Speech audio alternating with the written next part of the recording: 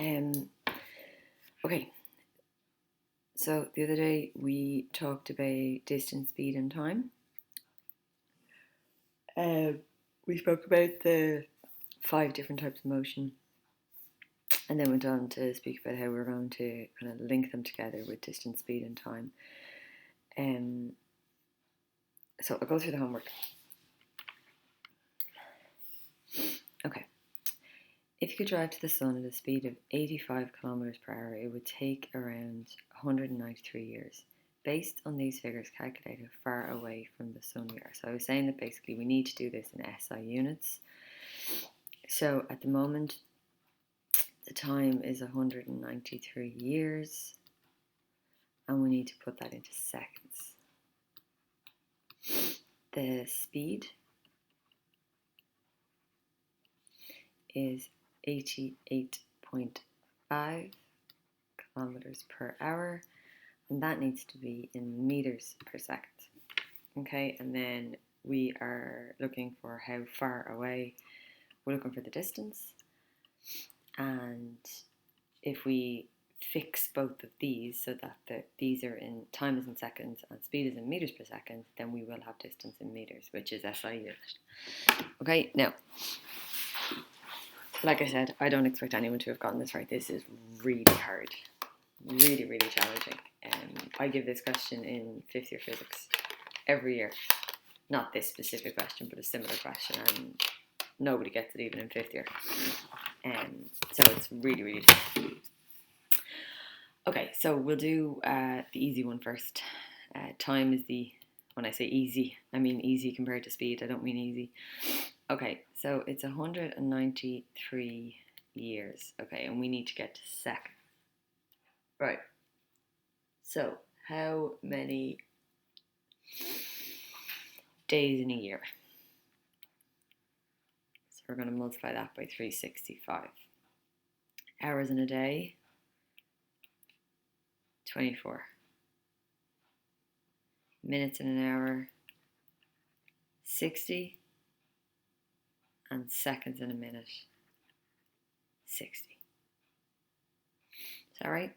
So this many years multiplied by 365 brings it to days, multiplied by 24 brings it to hours, multiplied by 60 brings it to minutes, and multiplied by 60 brings it to seconds. Okay.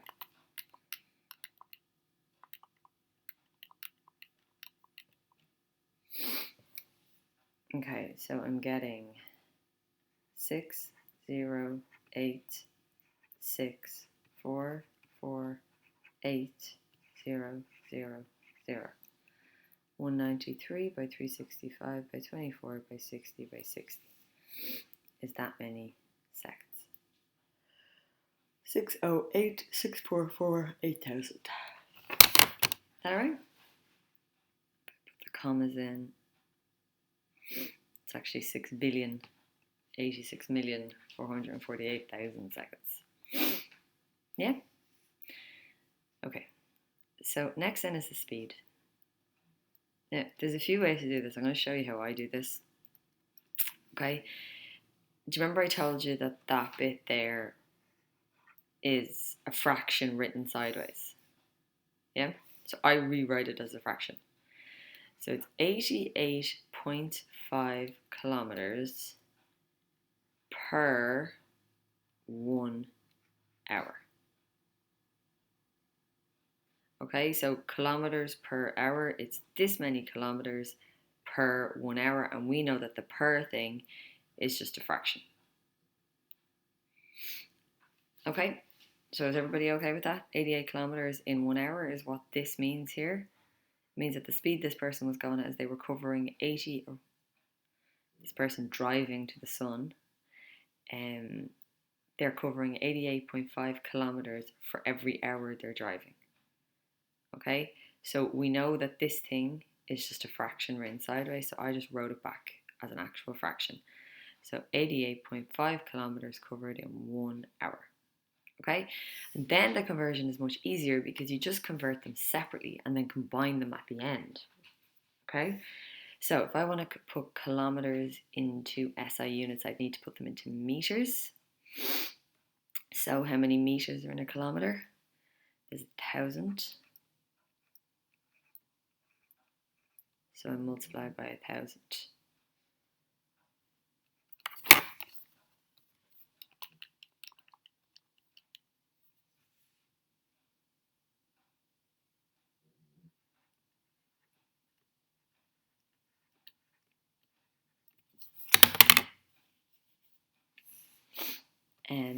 Hours then. So we're going to multiply it by 60 to put it into minutes, and then multiply it by 60 to put it into seconds.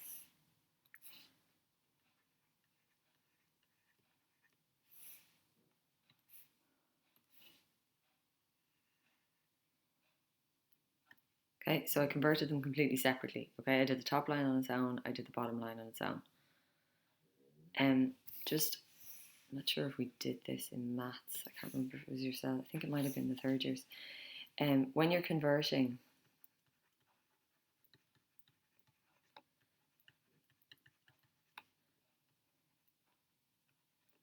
units,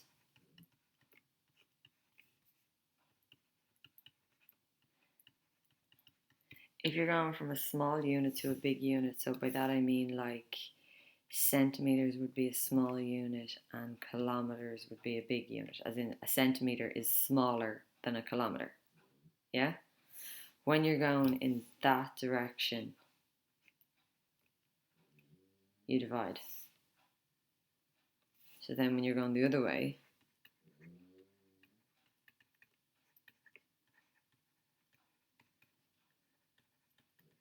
so your big unit being kilograms and your small unit being grams. So a gram is really small measurement, whereas a kilogram is, then if you pick up something with a mass of a kilogram, it's quite heavy. You pick up something with a mass of a gram, you probably won't even notice. And when you go that way, you multiply. Okay, so if you look here, I was going from kilometer, which is a big unit, and I wanted to go to meters. So I was going big unit to small unit, so that's why I multiplied. What you multiply by, you kind of need to know that, as in you need to know how many meters are in a kilometer or how many seconds are in a minute, or whatever. So the thing you multiply by, that you need to know, but whether you multiply or divide is based on this. Okay, so it's kind of the opposite. You go small to big, you're dividing, big to small, you're multiplying. Okay, so we've gotten to this point now where we have this division. So now we can recombine them. So you do the division. So 88,500 divided by 3,600. Change. So it's 24.583. It's 24.583. And the units are here. So meters per second. Yeah? Okay, so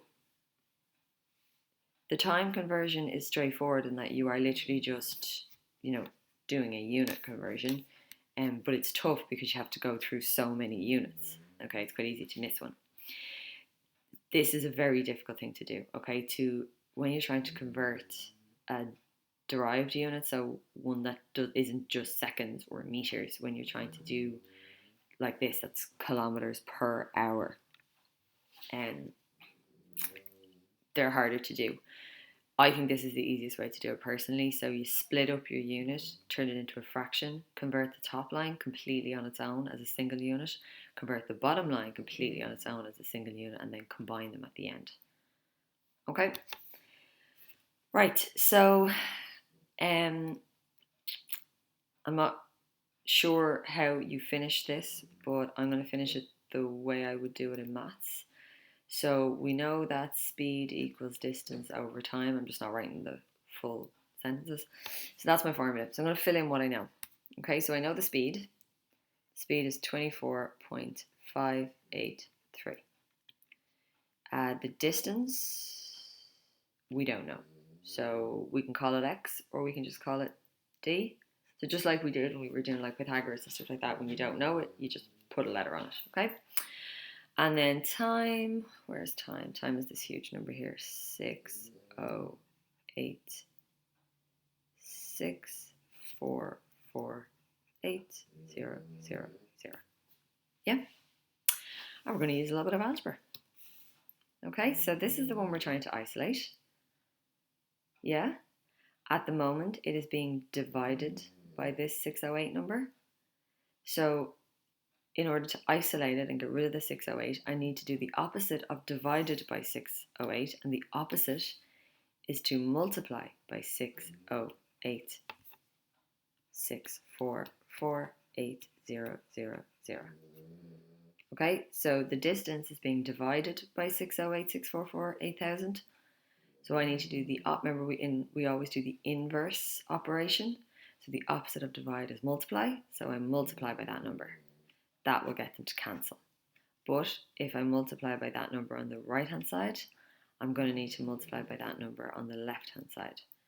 608, 6448000. Yeah? So then over here, I just have distance, which is great. And over here, I have 608, 6448123 multiplied by 24.583. So I'm getting this, I'm going to round it, 1.51 by 10 to the 11 meters. Okay, that's what my calculator says. That's in scientific notation. So essentially what that means is I need to move this decimal place 11 times. Okay, so 1. If I move it once, 5 goes here. Move it twice, I get 1. This is 3, 4, 5, 6, 7, 8, 9, 10, 11. So that's the distance.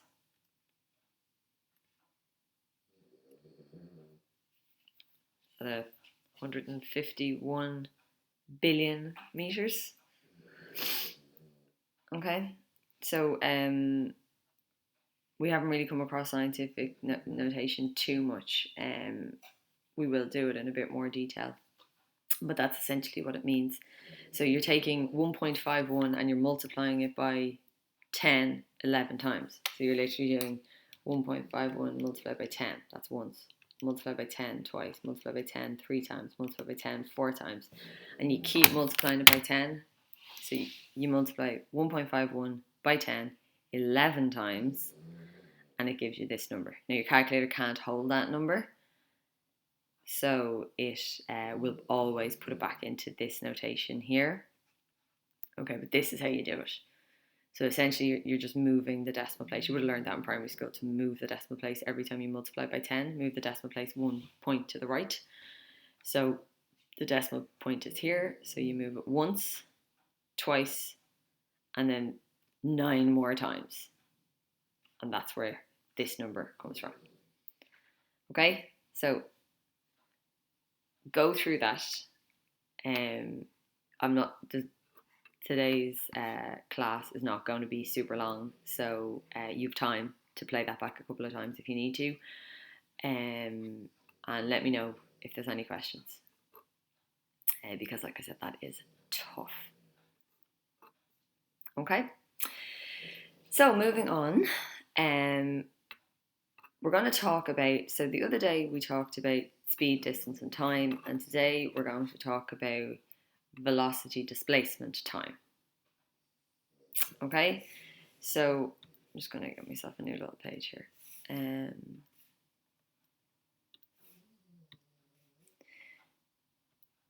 Okay, so the other day we did speed, distance and time, and if you remember, we used the word scalars to describe them. Okay, do you remember scalars was that there was no particular direction? Yeah, so what we're going to do today then is the vector version. So the vector version of speed is called velocity. The vector version of distance is called displacement. Now, there is no vector version of time, so that's just time. But these two are what are called vectors. Okay, so we said scalars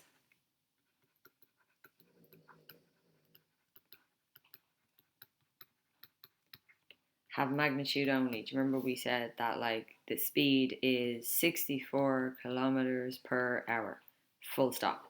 The distance was 24 meters, full stop. Okay, you're going to get magnitude from magnitude of size, so they're just going to give you a number, nothing else. Okay, whereas with vectors, vectors have magnitude and direction. Okay, so velocity would be something like 70 kilometers per hour east. Displacement would be something like 10 meters south. Okay, when you use a vector, you have to put direction on it.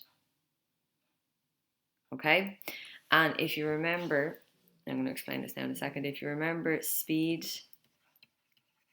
equals distance divided by time. Okay, that is the scalar version of the formula. If you want to do the vector version of the formula, instead of speed, you put in velocity. Instead of distance, you put in displacement. And time just stays time. Yeah? So let me try and explain, right? So here's me, right? And I'm going in to go for a run or a walk or something, okay? So I'm going into a park and I'm going to go for a run. So this is the path I take.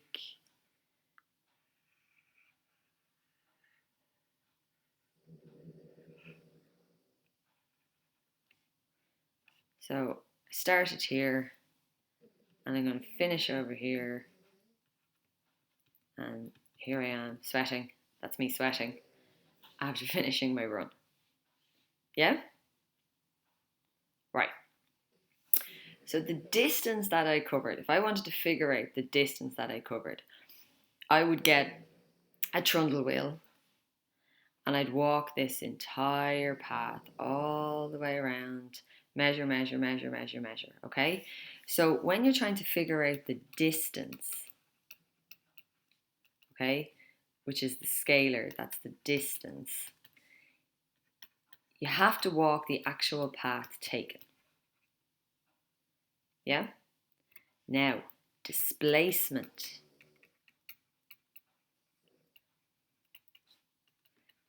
Displacement is the vector one. And displacement is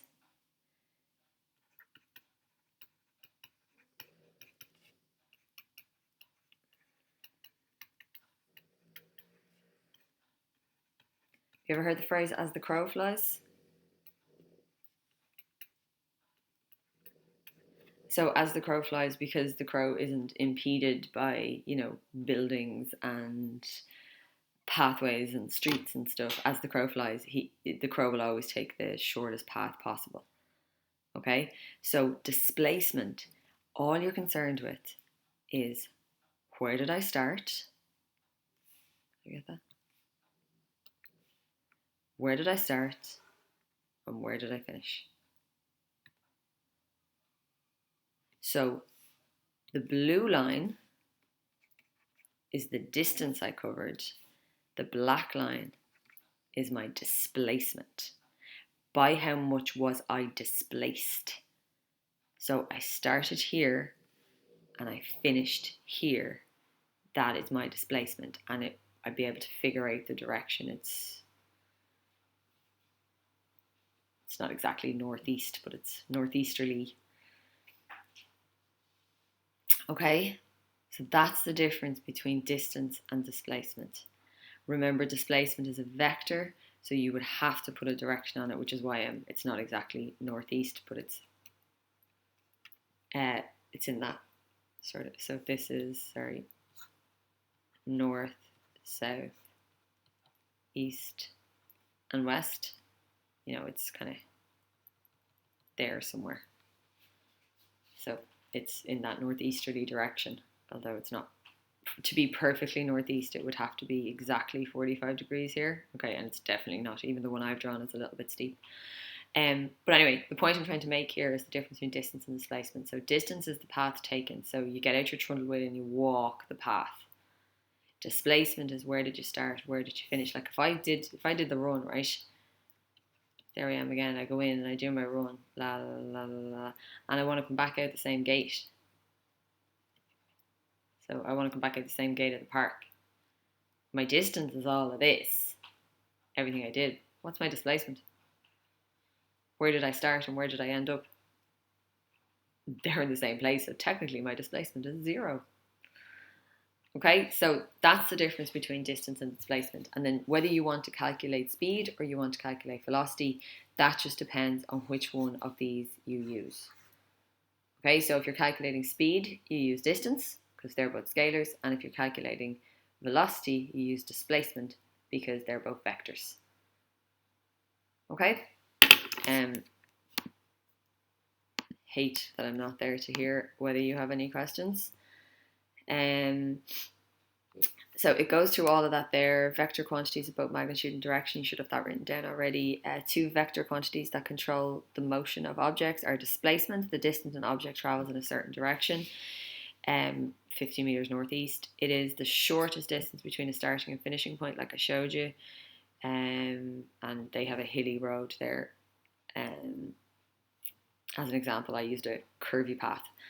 Velocity is the speed of an object and the direction it is travelling with. So again, 100 kilometers per hour south. Velocity can be calculated, like I said, by dividing displacement by time. Okay, so I have a question for you here for homework. A man walks from A to B by a circular path. So that is the actual path he walks. What is the distance travelled? Okay, so I'm going to point out that it's a circular path, and he's walking a bit of that circle, so hopefully you should be able to figure that out. So what is his distance? And then we want to figure out what is his displacement. Okay, so here's his start, and he walks this way through the path, and this is his end point. Okay, so what's his distance and what's his displacement? Okay, and then down here it says that the time that was taken for the journey was 10 seconds. And for now, ignore the word average. Okay, we'll talk about average after we do this homework. Okay, so I want you to calculate his speed for the journey and his velocity for the journey. Okay, so hopefully that links in nicely with what I just spoke about. All right. Okay, so that's due for Tuesday. Have a nice weekend.